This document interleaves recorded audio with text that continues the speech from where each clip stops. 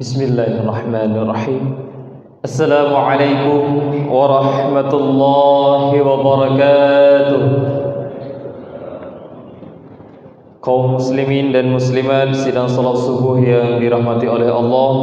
Seperti biasa, sebelum kami mempersilahkan mubalik untuk naik ke atas mimbar, izinkanlah sejenak kami bacakan laporan khas subuh Jumat Mubarakah Masjid Al-Mutakin Kampung Hagu Tengah. Bertepatan dengan hari ini Jumat 18 Februari 2022. Saldo kas Jumat yang lalu tanggal 11 Februari berjumlah Rp829.000. Adapun pemasukan dari kota amal subuh Jumat Mubarakah pada tanggal 11 berjumlah Rp369.000.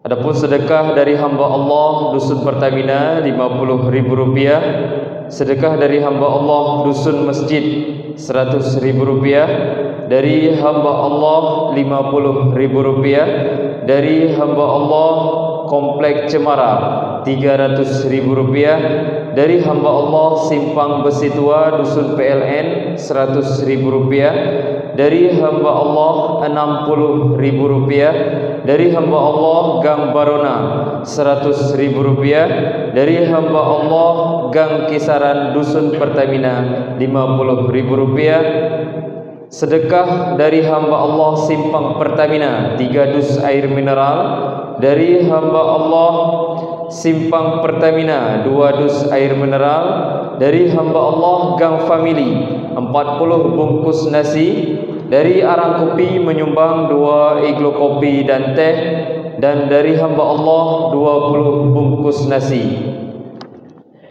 Total pemasukan dan saldo Jumat yang lalu maka sisa sampai dengan saat ini yaitu Rp2.008.000, dikurangi dengan biaya kegiatan untuk hari ini Rp1.300.000, maka sisa kas sampai dengan hari ini 18 Februari 2022 berjumlah Rp708.000. Rp708.000. Kami Badan Kemakmuran Masjid beserta dengan panitia mengucapkan ribuan terima kasih yang sebesar-besarnya kepada seluruh tengku-tengku dan para mustahik yang telah menyumbang dari pertama sampai dengan hari ini hingga terlaksananya acara subuh Jumat Mubarakah yang berkelanjutan. Ini semua tidak dapat kami balas, hanya Allah lah yang dapat membalas. Semoga Allah melipat gandakan rezeki dan pahalanya kepada tengku-tengku sekalian. Amin ya rabbal alamin. Sedikit kami informasikan kepada tengku-tengku sekalian bahwa Masjid Al-Mutakin telah memiliki channel YouTube, yaitu di channel Masjid Al-Mutakin. Itu dapat diakses kepada tengku-tengku yang ingin mendengarkan tausiah-tausiah yang telah disampaikan oleh mubalik-mubalik di Masjid Al-Mutakin maupun gerakan pemuda subuh serta GPS yang telah mengazankan kita pada subuh yang berbahagia ini, yaitu dikumandangkan oleh muazin kita Tengku Razali Adam, dan yang telah mengimami kita pada subuh yang berbahagia ini yaitu Tengku Zaki Husnadi SD, yaitu beliau merupakan imam rawatib dari Islamic Center. Dan untuk 20 menit ke depan, mari sama-sama kita mendengarkan yang seyogyanya disampaikan oleh Tengku Adnan Yahya MPD. Beliau berhalangan hadir karena kurang sehat. Untuk itu akan digantikan oleh Tengku Imam Syekh, yaitu Tengku Hendra Jaya. Kepada Tengku Hendra Jaya, waktu dan tempat kami persilahkan. Hadanallahu yakum ajma'in. Wassalamualaikum warahmatullahi wabarakatuh.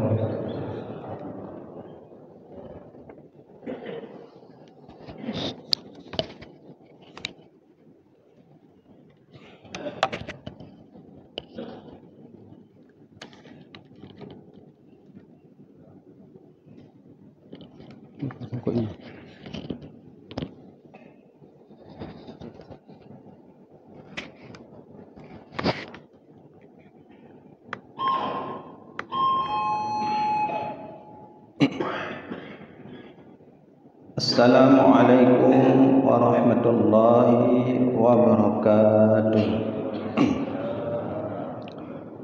Alhamdulillahi rabbil alamin. Allahumma salli ala sayyidina Muhammad wa ala alihi wa ashabihi ajma'in. Raditu billahi rabba wa bil islami dina wa bi Muhammadin nabiyya wa rasula. Allahumma rabbi syrah li sadri wa yassir li amri wahlul 'uqdatam min lisani yafqahu qawli.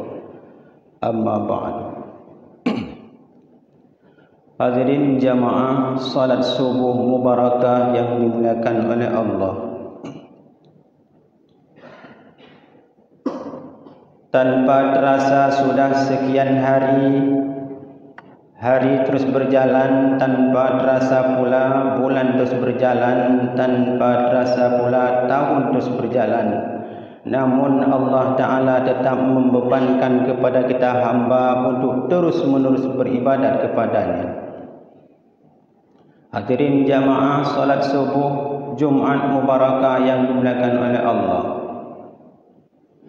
Apa hendak yang mau kita katakan, mau tidak mau kita sebagai hamba Allah, Allah telah mentaklifkan, membebankan kepada kita hamba laki-laki ataupun perempuan, mau tidak mau, payah pit mata kapigo laju untuk mengerjakan perintah Allah. Di dalam hal mengerjakan perintah Allah ini banyak hal, banyak rintangan yang harus kita hadapi. Berbagai macam rintangan, hambatan dan tantangan yang akan kita hadapi ke depan, lebih-lebih lagi di saat selagi kita kerjakan. Kalaulah perkara tersebut ke depan yang akan kita kerjakan, ini mudah, ada masa untuk kita pelajari. Tapi sayang untuk saudara kita yang selagi dia kerjakan, sulit. Sedikit waktu kosong untuk kita pergunakan masa-masa belajar. Hadirin jamaah salat subuh yang dimuliakan oleh Allah. Di dalam hal beribadat, mungkin dalam pengajian majlis taklim sudah kita jelaskan sedikit banyaknya, namun ini sebagai bahan ulangan bagi kita semua. Di dalam beribadat, mak dan ayah, baik laki-laki ataupun perempuan, di saat kita beribadat, baik itu salat wajib, salat sunat, puasa wajib dan puasa sunat. Namun di dalam pandangan ulama sufi, ulama tasawuf, di dalam perkara beribadat ini banyak khawatir. Bukan sifat keraguan, tapi sifat khawatir. Di dalam ilmu tasawuf maknanya tisah, terbesit dalam hati kita di saat mengerjakan beribadat terjadi apa yang tidak kita inginkan. Pasti tisah dalam hati, tengah kita sembahyang teringat kunci Honda, lagi kita solat teringat kunci mobil, lagi kita solat teringat anakku tinggal di mana sekarang. Sementara kita orang tua dan si anak berada pada dua tempat yang berbeda. Makanya diistilahkan dalam ilmu tasawuf khawatir, makna khawatir terbesit. Tusah hati kita yang kengkel. Kalaulah bisikan itu tersebut berupa bisikan yang jelek, yang tercela, kepenan khawatir syaitan, bisikan syaitan. Sebaliknya, kalau kita lagi solat beribadat ataupun di luar sembahyang, umpamanya puasa, terbesit, tersentuh dalam hati kita yang gak-gak. Nah, ini muncul daripada khawatir malaikat, bisikan yang gak-gak. Sekarang tinggal kuncinya sama kita pribadi. Tinggal bakdra tu, mau pilih yang mana? Bisikan syaitan ataupun bisikan malaikat. Yang namun setiap manusia laki-laki dan perempuan ini kita tidak luput, tidak kosong daripada khawatir bisikan syaitan ataupun bisikan malaikat. Seolah-olah Allah berkata, seolah-olah Allah nekun muna, hai mak dan ayah, wahai saudara kona Adam, wahai umat Muhammad, hati-hatilah engkau hidup di dalam dunia.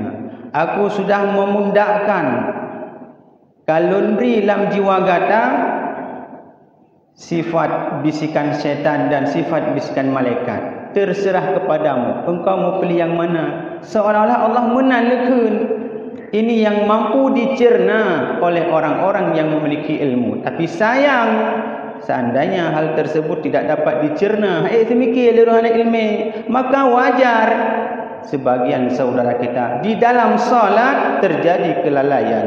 Wajar bagi saudara kita di dalam salat banyak terjadi kekhawatiran. Ini akibat daripada tidak mengerti bahawa di dalam hati kita manusia ada bisikan syaitan. Hadirin jamaah salat subuh yang dimuliakan oleh Allah, di dalam mengerjakan ibadat perlu kesabaran. Bukan sekedar sabar di luar ibadat, tapi sabar di dalam beribadat ini sangat Allah harapkan. Jangankan Allah, Nabi pun ini sangat dianjurkan. Di dalam sebuah kitab Nabi bersabda, as-sabru min kunuzil jannati. Bermula sabar min kunuzil jannah. Ini sebagian daripada kunci syurga. Bercerita tentang syurga, mandum peroleh syurga. Jangankan yang besar, yang kecil pun diharapkan surga. Apalagi kita yang tua, mandum peroleh surga. Surga ini banyak jalan yang kita tempuh. Kuncinya juga berada pada kita. Kunci nak bakdrati. Ibadatnya bagaikan urun Honda.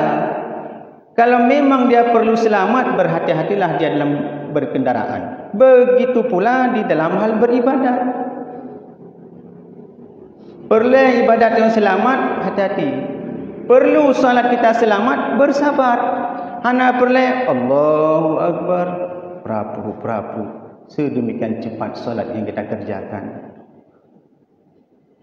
Selesai salat kita kerjakan, hendak ke mana kita akan pergi. Maka perlu dalam beribadat as-sabr, bersabar. Lebih-lebih di dalam salat subuh, baik berjamaah ataupun tidak berjamaah. Terbesit, tersentuh, desah dalam hati, ini kemungkinan saya tidak mungkin hadir salat berjamaah di masjid karena hujan, karena gerimis, karena petir dan sebagainya. Kenapa di bidang duniawi kita berhasil kita jalankan di saat hujan, petir dan sebagainya, tapi di bidang di akhirat kita menjadi keodoran. Mari hadirin jamaah salat subuh yang dimuliakan oleh Allah, tanpa terasa Allah Ta'ala sudah memberikan kepada kita hamba sifat bisikan daripada malaikat dan bisikan daripada syaitan. Ini masing-masing pilih kerut.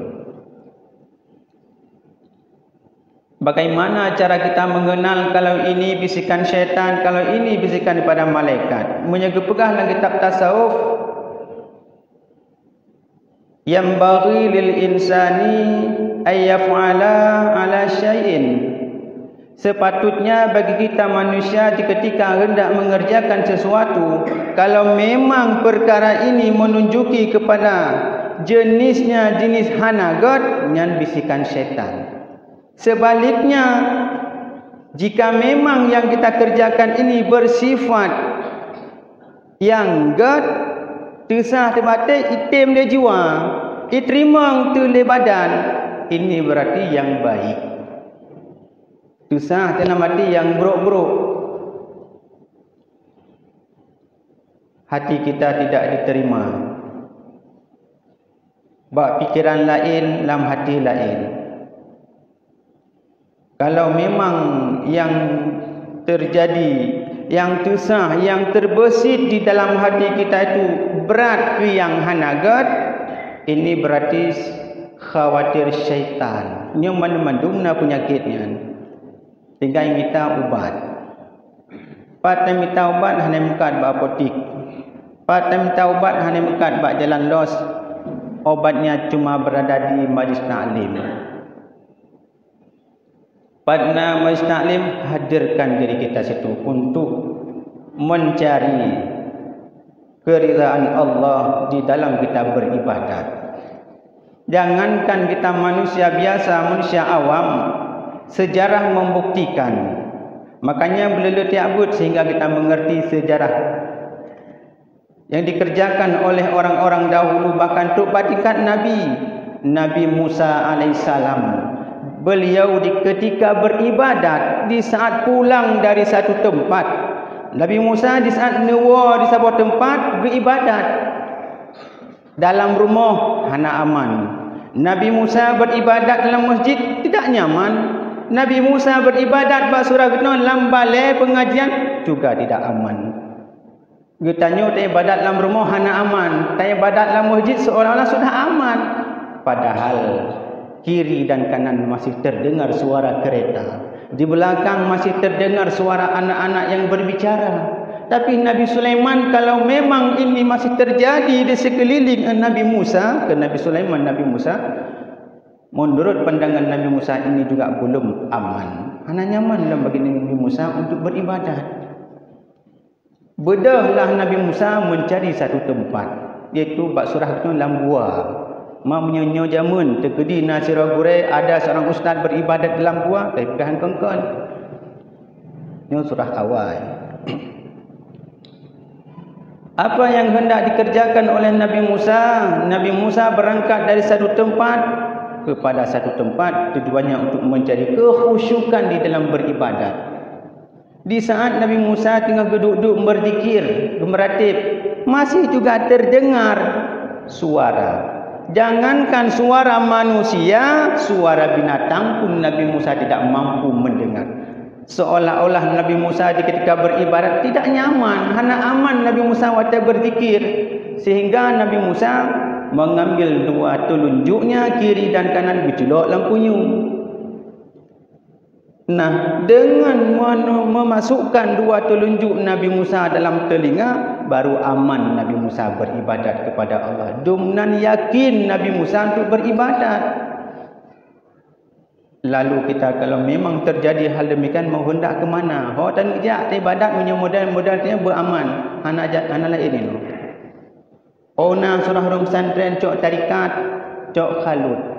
Nyan tarikat dino, tapi punya tarikat orang jamun cok khalut, cok suluk. Menyakun Abu Sulaiman almarhum lek sukun, hakikat orang suluk, hakikat orang khalut. Nyan beda hidengar suara satu orang pun. Jangankan suara manusia, suara binatang pun tidak terdengar. Nyan berhakikat suluk atau khalut. Manjino kengkau mudah tengok di pesantren.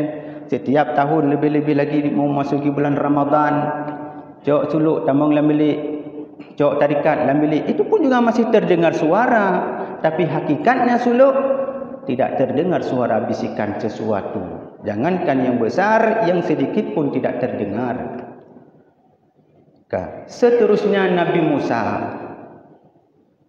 setelah memasukkan dua telunjuknya dalam telinga, seandainya masih terdengar juga suara manusia besar ataupun kecil, Nabi Musa alaihissalam menganggap suara orang tersebut menyelang kitab pegang kal himar, kasautil himari, bagaikan suara binatang.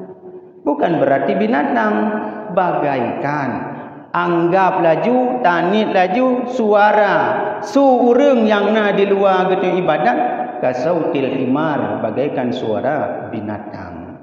Sebegitu khusyuknya Nabi Musa alaihissalam di dalam beribadat kepada Allah Subhanahu wa taala.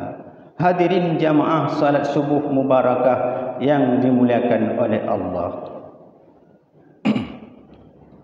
Tanpa terasa, tanpa kita duga, dari waktu ke waktu jam mijak laju. Kalau memang kita tidak berfikir panjang, kalau memang kita tidak berfikir ke depan, sungguh sayang umur waktu yang sudah Allah berikan. Mari kita sisipkan, luangkan, pergunakan sedikit kahanala bacut macam si tengah jam untuk menimba ilmu Allah Ta'ala di mana saja majlis taklim yang sudah ada. Partner mantang majlis taklim kenan puluh bro. Tujuannya apa? Supaya ilmu kita menjadi tambahan ataupun ilmu yang terjadi kekurangan kita perbaiki di dalam taklim ini.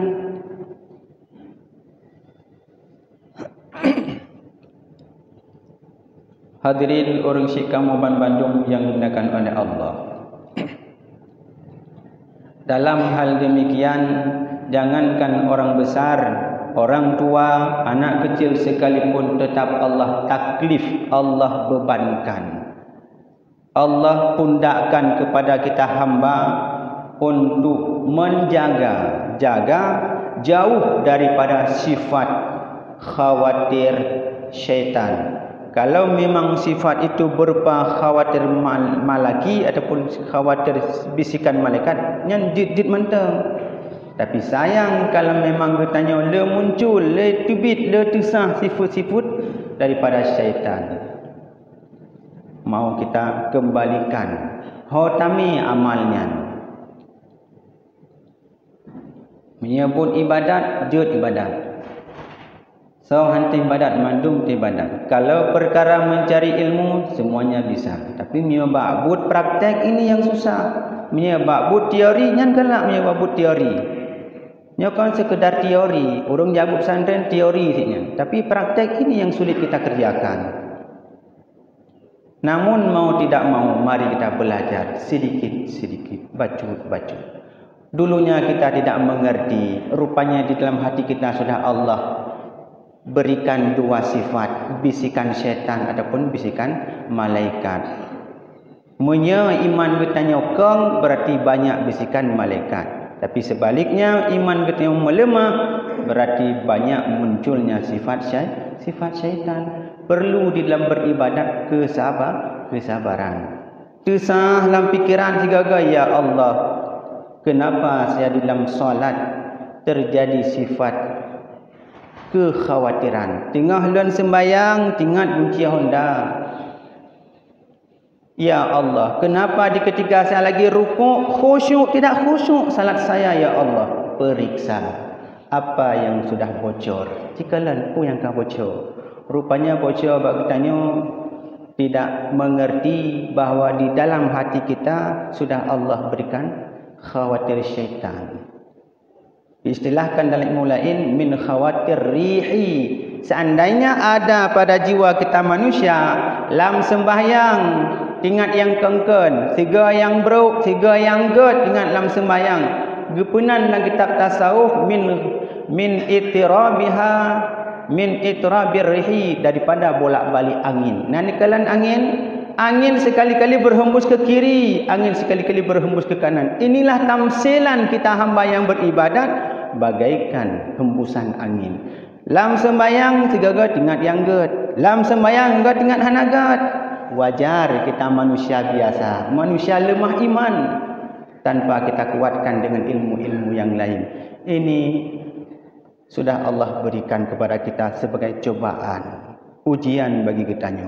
Lebih-lebih dengan orang yang beribadat perlu banyak-banyak kesabaran.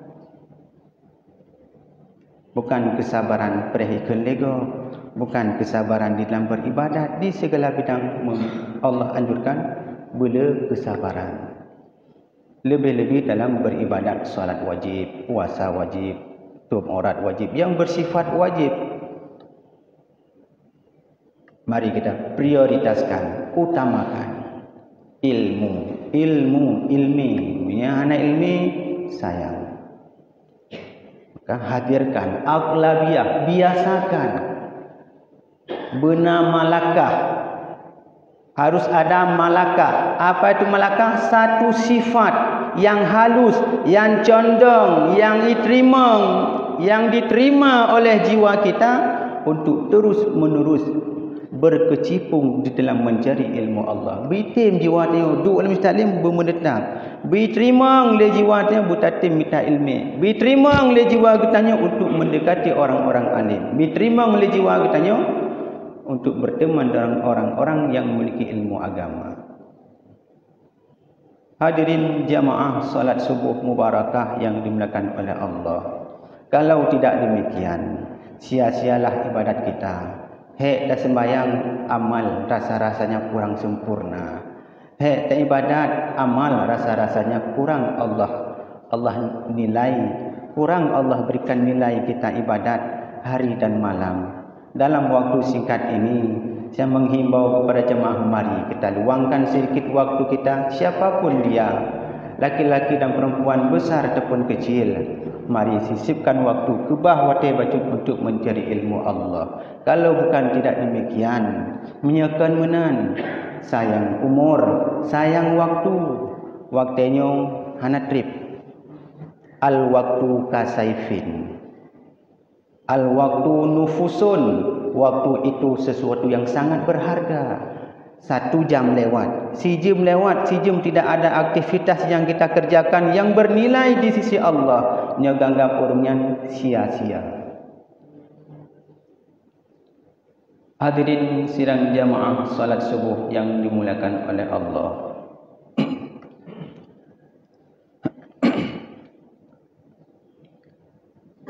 Yang hak ronyo na penceramah khusus tuan pi kurung sihat sih.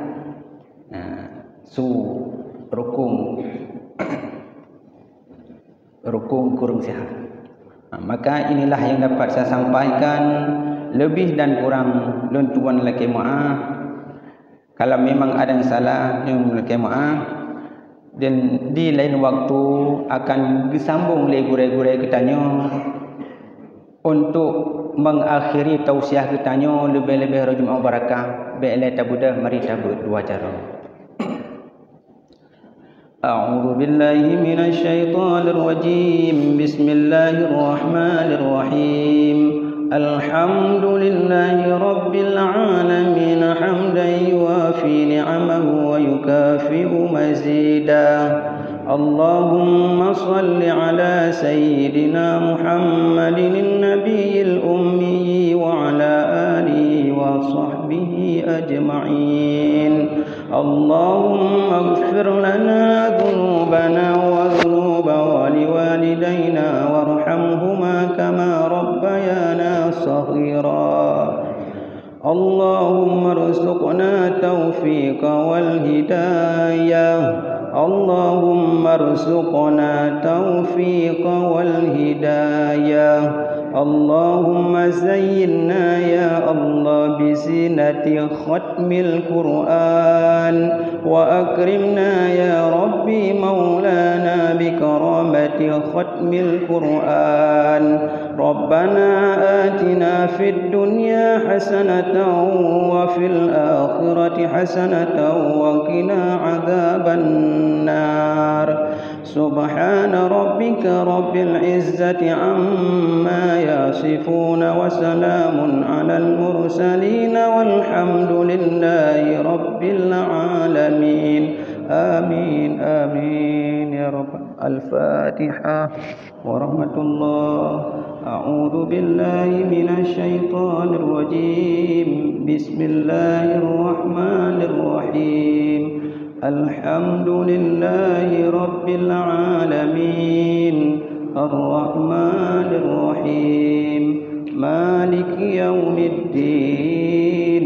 Iyyaka na'budu wa iyyaka nasta'in. Ihdinas siratal mustaqim.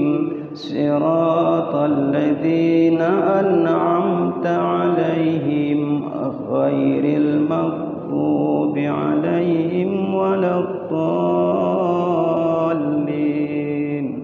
Amin. Sekian, hadanallahu wa iyyakum ajma'in. Assalamualaikum warahmatullahi wabarakatuh.